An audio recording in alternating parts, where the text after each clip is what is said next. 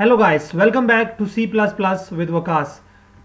इस video lecture में हम बात करेंगे about variables in C plus plus. इस वीडियो लेक्चर के लिए हमारे पास जो कंटेंट्स हैं उनमें सबसे पहले we will talk about what is variable, उसके बाद declaration of a variable in C plus plus, फिर हम बात करेंगे about assigning value to a variable, then we will talk about scope of a variable, after that global variables, and at the end we will talk about local variables. सबसे पहले हमारे पास जो question है वो ये है कि व्हाट इज वेरिएबल, यानी वेरिएबल होता क्या है।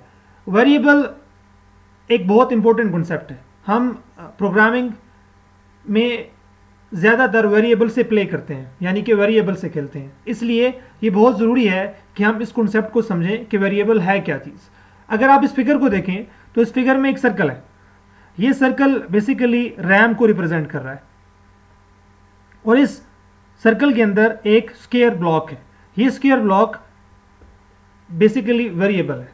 तो हमें इससे क्या समझ आया कि रैम जो कि एक मेमोरी है, इस मेमोरी के अंदर एक लोकेशन है और उस लोकेशन को हम वेरिएबल कहते हैं। So we can say that variable is nothing more than a memory location. और इसके अलावा हम इस कॉन्सेप्ट को यूं भी समझ सकते हैं कि वेरिएबल एक कंटेनर है, एक स्टोरेज एरिया है जो डिफरेंट तरह के डाटा को होल्ड कर सकता है। अब ये डाटा किस तरह का होगा और इस मेमोरी लोकेशन की या इस कंटेनर का साइज कितना होगा, ये डिपेंड करता है कि आपने वेरिएबल के लिए डाटा टाइप किस तरह की रखी है। डाटा टाइप क्या है, इसके बारे में हम लास्ट वीडियो में बात कर चुके हैं। अगर आप उस वीडियो को देखना चाहें और डाटा टाइप के कॉन्सेप्ट को समझना चाहें तो इसका लिंक आपको डिस्क्रिप्शन में मिल जाएगा।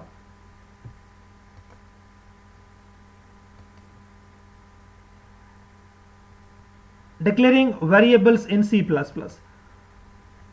अभी हम ये बात करेंगे कि वेरिएबल को सी प्लस प्लस में डिक्लेयर कैसे किया जाता है।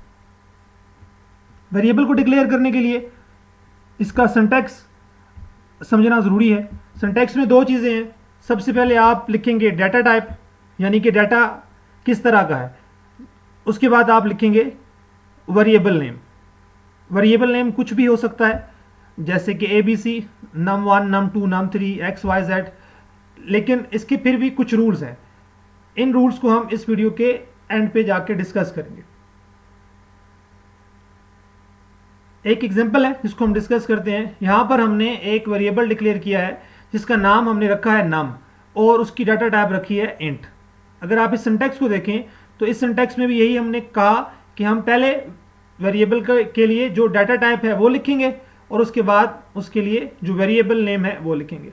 तो एग्जांपल में int is basically data type और ये जो की वर्ड है int, ये रिप्रेजेंट करता है इंटीजर डाटा टाइप को। इसी तरह से आप इसकी जगह पर int की जगह फ्लोट भी लिख सकते हैं। करेक्टर के लिए आप CHAR4 उस एक कीवर्ड है जो करेक्टर डाटा टाइप को रिप्रेजेंट करता है, वो भी लिख सकते हैं।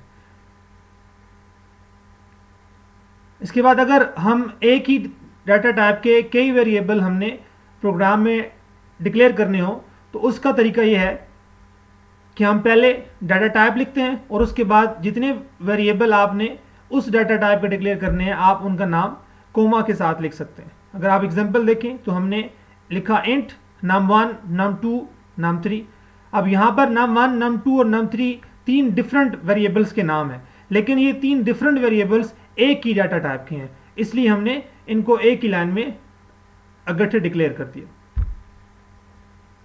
यहाँ पर अगर आप देखें तो सिंटैक्स में भी और एग्जाम्पल्स में भी जहाँ पर भी हमने वेरिएबल को डिक्लेयर किया है उसके एंड पर हमने एक सेमीकोलन यूज किया है। ये सेमीकोलन बेसिकली टर्मिनेटर कहलाता है और ये कंपाइलर को बताता है कि यहाँ पर ये लाइन एंड है और नेक्स्ट लाइन पे टर्मिनेट कर देता है। इसलिए हम प्रोग्रामिंग में हर स्टेटमेंट के बाद टर्मिनेटर को या सेमीकोलन को यूज करते हैं। Next is assigning value to a variable. Last slide में आपने देखा कि हम वेरिएबल को डिक्लेयर कैसे करते हैं। तो वेरिएबल को हम कैसे डिक्लेयर करते हैं, मैं रिपीट करता हूं। डाटा टाइप लिखते हैं और उसके बाद वेरिएबल का नाम लिख के सेमीकोलन डालते हैं। इस तरह वेरिएबल डिक्लेयर हो जाता है। अब बारी है कि हम वेरिएबल को कोई वैल्यू असाइन कैसे करते हैं? वेरिएबल को वैल्यू असाइन करने के लिए इक्वल का साइन यूज होता है, और ये साइन हमारे पास असाइनमेंट ऑपरेटर कहलाता है। अगर यहां पर आप एग्जांपल्स देखें तो एग्जांपल में हमने एक वेरिएबल डिक्लेयर किया जो कि नम के नाम से, और इसकी डाटा टाइप हमने इंट रखी, और हमने इसको क्या असाइन किया? 4। तो जो 4 है वो बेसिकली कहाँ जा रहा है? इस वेरिएबल में सेव हो रहा है। और अगर आप पिछले वाले कॉन्सेप्ट को दोबारा से रिमाइंड करें तो हमने कहा था कि वेरिएबल एक मेमोरी लोकेशन है। तो बेसिकली यहाँ पर क्या हो रहा है कि 4 एक वैल्यू है, और वो वैल्यू हमने असाइन की है नम को, और नम क्या है? Num is a memory location, means 4 जाकर एक मेमोरी लोकेशन में जिसका नाम नम है, और वो कहाँ पर है? रैम में है, वहाँ जाकर सेव हो जाएगा, और हम अपने पूरे प्रोग्राम में इसको कहीं भी यूज कर सकते हैं।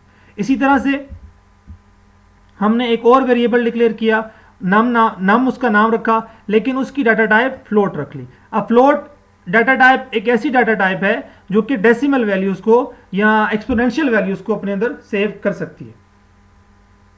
यहां पर भी यही हो रहा है कि ये वैल्यू नम वेरिएबल के अंदर सेव हो रही है, और नम वेरिएबल का नाम है, और वेरिएबल क्या है? बेसिकली मेमोरी लोकेशन है, मींस के रैम के अंदर हमने एक लोकेशन रखी जिसका नाम नम है, उस लोकेशन पे जाके ये डाटा सेव हो जाएगा। इसी तरह से हम वेरिएबल को वैल्यू एक और तरीके से भी असाइन कर सकते हैं। मींस यहां पर हमने क्या किया, हम एक ही लाइन में जो भी हमने एग्जांपल डिस्कस की, उस एग्जांपल में हमने एक ही लाइन में वेरिएबल को डिक्लेयर भी किया और उसको वैल्यू भी असाइन कर दी। अगर आप देखें यहां पर इंट नम इक्वल्स टू 4 है। Int num is basically declaration of a variable, और इक्वल्स टू 4 क्या हो रहा है? वैल्यू असाइन हो रही है, वेरिएबल नम को हम 4 असाइन कर रहे हैं। लेकिन यहां पर अगर आप नेक्स्ट एग्जांपल देखें तो इसमें क्या है कि हम एक स्टेटमेंट में सिर्फ वेरिएबल को डिक्लेयर करते हैं, इंट नाम लिखते हैं, मींस डाटा टाइप, और नेम ऑफ द वेरिएबल लिखते हैं, और नेक्स्ट लाइन में हम उसी वेरिएबल को जो हमने अपने प्रोग्राम में ऑलरेडी डिक्लेयर किया है उसको वैल्यू असाइन कर रहे हैं, और उसके लिए हमने क्या किया? नम इक्वल्स टू 4 लिख दिया। अब यहां पर वेरिएबल डिक्लेयर हुआ, मींस वेरिएबल डिक्लेयर होने का मतलब ये हुआ कि मेमोरी में एक लोकेशन बन गई और उसका नाम नम है, दैट्स इट, ये वेरिएबल डिक्लेरेशन है। और नेक्स्ट लाइन क्या कर रही है? अभी जब तक आपने ये लाइन नहीं लिखी थी तो एक नम के नाम से सिर्फ एक लोकेशन थी, एक कंटेनर था जो कि खाली है। अब उस लोकेशन में हमने वैल्यू असाइन करने के लिए क्या किया?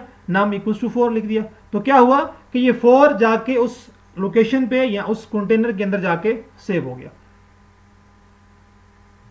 तो ये हमारे पास कॉन्सेप्ट है वैल्यू को किसी वेरिएबल को असाइन करने का। इसके बाद हम बात करते हैं rules for naming variable. Variable को नाम कैसे दिया जा सकता है? वेरिएबल का नाम जो है वो हम स्टार्ट कर सकते हैं अल्फ़ाबेट से, नंबर से और अंडरस्कोर से। इसी तरह से वेरिएबल नेम जो है वो can not begin with a number. तो वेरिएबल का नाम तो हम किसी भी नंबर से स्टार्ट नहीं कर सकते, लेकिन वेरिएबल में जैसे हमने कहा नम 1, नम 2, नम 3, तो वेरिएबल के नाम के अंदर हम कोई नंबर यूज कर सकते हैं, जैसे नम 1, नम 2, नम 3। इसके अलावा वेरिएबल के नाम में अल्फाबेट आ सकता है, वेरिएबल के नाम में अंडरस्कोर आ सकता है। थर्ड पॉइंट इज दैट कि वेरिएबल का नाम जो है वो अपर केस करैक्टर से शुरू नहीं होना चाहिए। इसके अलावा जो सबसे इंपॉर्टेंट चीज़ है वो ये है कि वेरिएबल का नाम किसी कीवर्ड के नाम पे नहीं होना चाहिए। कीवर्ड्स वो वर्ड्स होते हैं जिनके मीनिंग्स पहले से या जिनकी डेफिनेशन पहले से प्रोग्रामिंग लैंग्वेज के अंदर डिफाइन होती है। जैसे कि हमने यहाँ पर एक एग्जांपल ली कि इंट एक कीवर्ड है और ये एक ऐसा कीवर्ड है जो कि इंटीजर डाटा टाइप को डिफाइन करता है। इसी तरह फ्लोट एक कीवर्ड है जो कि एक डाटा टाइप को डिफाइन करता है। 4 एक कीवर्ड है जो कि करैक्टर डाटा टाइप को डिफाइन करता है। इसी तरह से इफ एल्स और for, do while, they are different keywords जो कि हम प्रोग्रामिंग लैंग्वेज के में ऑलरेडी डिफाइन कर चुके होते हैं, प्री डिफाइंड वर्ड्स हैं। इन वर्ड्स के नाम पर हम किसी वेरिएबल का नाम नहीं रख सकते। उसके अलावा ABCXYZ कुछ भी वेरिएबल का नाम हो सकता है, लेकिन वो नाम किसी नंबर से स्टार्ट नहीं होना चाहिए। और at the end variable name को हम अंडरस्कोर से भी स्टार्ट कर सकते हैं, लेकिन ये एक अच्छी प्रैक्टिस नहीं है। The next topic is scope of a variable. all the variables have their area of functioning, and out of that boundary they don't hold their value. This boundary is called scope of a variable. Means इसका मतलब ये हुआ कि variable की कुछ limitation है, कुछ हद है, और उस लिमिट के अंदर रहते हुए वो वेरिएबल एग्जिस्ट करता है, और उससे बाहर, उस बाउंड्री से बाहर जाएगा तो वेरिएबल एग्जिस्ट नहीं करता। अब वो जो बाउंड्री किसी भी वेरिएबल के लिए है, उस बाउंड्री को हम उस वेरिएबल की स्कोप कहते हैं। स्कोप की बेस पे वेरिएबल दो तरह के होते हैं, एक लोकल वेरिएबल और दूसरा ग्लोबल वेरिएबल। लोकल और ग्लोबल वेरिएबल में एक छोटा सा डिफरेंस है। हम पहले डिस्कस करते हैं ग्लोबल वेरिएबल को और फिर जाएंगे लोकल वेरिएबल की तरफ। ग्लोबल वेरिएबल ऐसे वेरिएबल्स हैं कि अगर आप उस वेरिएबल को एक दफ़ा डिक्लेयर करते हैं तो वो वेरिएबल थ्रू आउट पूरे प्रोग्राम में आप कहीं भी यूज़ कर सकते हैं। इवन अगर आपका प्रोग्राम 100 लाइन्स का है, 1000 लाइन्स का है, और जितना भी लेंथी प्रोग्राम है, आप उस वेरिएबल को कहीं भी यूज़ कर सकते हैं। और अगर आप एक दफ़ा उस वेरिएबल को डिक्लेयर कर देते हैं तो उस वेरिएबल को किसी भी जगह पे जाके, अपने प्रोग्राम में किसी भी लाइन पे जाके उसको डिफरेंट वैल्यू असाइन कर सकते हैं। जैसे आपने स्टार्ट में एक वेरिएबल डिक्लेयर किया इंट नाम, और उसको 4 असाइन किया, और आपने आफ्टर 10 लाइन्स और 20 लाइन्स आपने उसी वेरिएबल को कोई डिफरेंट वैल्यू असाइन कर दी, लाइक इंट नाम इक्वल्स टू 20 या नाम इक्वल्स टू 20। तो ग्लोबल वेरिएबल वो वेरिएबल हैं जो प्रोग्राम में कहीं भी यूज़ किए जा सकते हैं, और जब तक प्रोग्राम की लाइफ है उनकी लाइफ रहेगी, और आप उनको डिफरेंट स्टेजेस पे डिफरेंट वैल्यू असाइन कर सकते हैं। और आखिरी बात ये कि आपने इन वेरिएबल्स को मेन फंक्शन से पहले डिस्कस करना है। अच्छा, अब मेन फंक्शन क्या होता है? मेन फंक्शन के बारे में हमने लास्ट कुछ लेक्चर्स में, जिस लेक्चर का नाम है structure of a C++ program, उसमें डिस्कस किया है। आप उस वीडियो को देखने के लिए डिस्क्रिप्शन में उसका लिंक देख सकते हैं। यहाँ पर हम एक एग्जांपल देखते हैं ग्लोबल वेरिएबल की। ग्लोबल वेरिएबल की एग्जांपल में अगर आप यहाँ देखें तो हमने इंट x के नाम से एक वेरिएबल डिक्लेयर किया। अब ये वेरिएबल कहाँ पे है? मेन फंक्शन से पहले है। उसके बाद हम दूसरी बात कि अब ये क्योंकि यहाँ पर डिक्लेयर हो गया, तो अब पूरे प्रोग्राम में इसको आप कहीं भी कुछ भी वैल्यू असाइन कर सकते हैं। तो उसके लिए अगर आप यहाँ पर देखें तो हमने x को 10 असाइन किया, और उसके बाद हमने x को 20 असाइन किया। मीन्स आप अपने पूरे प्रोग्राम में इसको कहीं भी कुछ भी वैल्यू असाइन कर सकते हैं।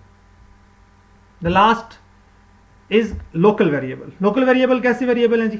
लोकल वेरिएबल वो वेरिएबल होता है कि जो विद इन द करली ब्रैकेट्स यूज होता है या डिक्लेयर होता है, और उसकी लाइफ भी करली ब्रैकेट जहां ओपन होती है वहां से लेके जहां करली ब्रैकेट क्लोज होती है उसकी लाइफ वहां तक रहती है। जैसे अगर आप यहां देखें तो हमने एक वेरिएबल डिक्लेयर किया और उस वेरिएबल का नाम हमने रखा आई। अब इस वेरिएबल जो कि आई है, इसका डिक्लेरेशन भी यहाँ पर हो रहा है और इसको वैल्यू भी हम यहाँ पर ये असाइन कर रहे हैं, और इस वेरिएबल को हम इन ब्रैकेट के अंदर कहीं भी यूज़ कर सकते हैं। सो जो लोकल वेरिएबल्स हैं उनकी life throughout the program नहीं होती। ये बेसिक डिफरेंस है ग्लोबल और लोकल में। Global variable throughout the program कहीं भी असेस किया जा सकता है, और जब तक प्रोग्राम की लाइफ होती है तब तक ग्लोबल वेरिएबल की लाइफ होती है। लेकिन लोकल वेरिएबल की लाइफ विद इन द करली ब्रैकेट होती है, मीन्स कि सिर्फ एक स्पेसिफिक स्ट्रक्चर के लिए होती है। यहाँ यूँ कह लें कि विद इन द ब्रैकेट्स उसकी लाइफ रहती है, वो एग्जिस्ट करता है, उसके बाद वो एग्जिस्ट नहीं करता। इस वीडियो लेक्चर के लिए इतना ही। होपफुली कि आपको ये लेक्चर समझ आएगा। आप किसी भी क्वेश्चन के लिए कमेंट को यूज़ करें और कमेंट में क्वेश्चन कर सकते हैं। Take care.